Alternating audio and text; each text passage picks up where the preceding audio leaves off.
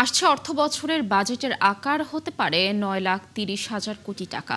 এতে রাজস্ব আহরণের লক্ষ্য 6,60,000 কোটি টাকা। বিশেষজ্ঞরা বলছেন, বাড়াতে হবে করের আওতা আর সংস্কার করতে হবে আর্থিক খাতে। ব্যবসায়ী নেতাদের অভিমত, মূল্যস্ফীতি কমানো এবং ব্যাংকিং খাতে অস্থিরতা নিয়ন্ত্রণে পরিকল্পনা থাকতে হবে বাজেটে। সেই সাথে সরবরাহ স্বাভাবিক রাখতে হবে জ্বালানির। অনুপ অধিকারী তরুণ জানাচ্ছেন বিস্তারিত। প্রতি বছর সাধারণত 10 থেকে 15% হারে বাড়ে বাজেটের আকার। তবে আগামী বাজেটে আকার 18% বেড়ে 9,30,000 কোটি টাকা হতে পারে।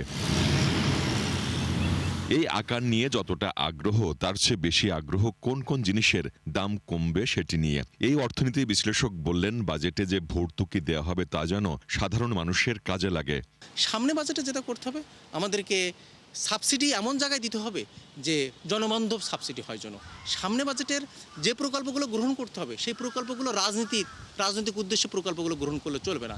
প্রকল্পগুলো গ্রহণ করতে হবে, জনবান্ধব প্রকল্প গ্রহণ করতে হবে।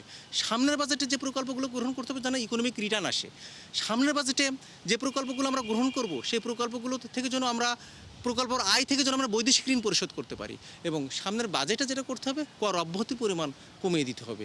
কোথায় শুল্ক আরোপ, কোথায় ছাড় এবং প্রত্যক্ষ কর কিভাবে বাড়াতে হবে তার সুনির্দিষ্ট পরিকল্পনা বাজেটে থাকতে হবে, বললেন সিপিডি সম্মাননীয় ফেলো মোস্তাফিজুর রহমান। কোন জায়গায় শুল্ক আরোপ করব, কোন জায়গায় শুল্ক ছাড় দিব, আমি প্রত্যক্ষ কর কিভাবে বাড়াবো, এগুলোর কিন্তু সেখানে একটা সুনির্দিষ্ট কর্মসূচি সেখানে বাজেটে থাকতে হবে। সুতরাং সেদিক থেকে পাবলিক এক্সপেন্ডিচারটা যাতে আমরা সাশ্রয়ীভাবে করতে পারি, আমরা যাতে অগ্রাধিকারগুলো ঠিকভাবে করতে পারি, সেটার একটা ইঙ্গিত ওই বাজেটের মধ্যে থাকতে হবে। কর সমন্বয় এবং কর হার বাড়ানোর চেয়ে করের আওতা দ্বিগুণ বা 4 গুণ করার পরামর্শ দিলেন সৈয়দ আবু নাসের বখতিয়ার আহমেদ।